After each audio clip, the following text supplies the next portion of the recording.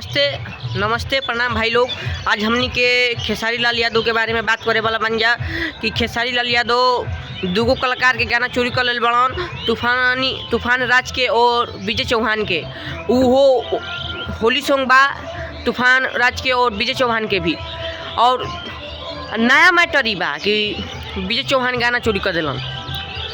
अरे खेसारी लाल यादव तो पहले भी गाना चोरी करत रहन, लेकिन होली सॉन्ग जो उनकर दोनों आइल बा, दोनों मतलब सुने में आवता बड़ बड़ न्यूज़ चैनल पर कि खेसारी लाल यादव ने विजय चौहान का गाना कॉपी कर लिया और तूफान राज का भी गाना कॉपी कर लिया।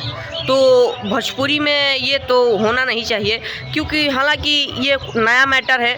पुराना मैटर रहता 5 से 6 साल पहले तो इस पर कोई बात नहीं होती, लेकिन खेसारी लाल यादव हर बार ऐसा ही करते हैं। छोटे मोटे कलाकारों का गाना कॉपी कर लेते हैं। उस पर विजय चौहान भी भड़के हैं और तूफान राज यानी पासवान लोग गायक तूफान राज भी भड़के हैं। किसी कलाकार जो कलाकार आगे बढ़ रहे हैं महाराज, उसको गाना आप लोग काहे चोरी कर रहे हैं?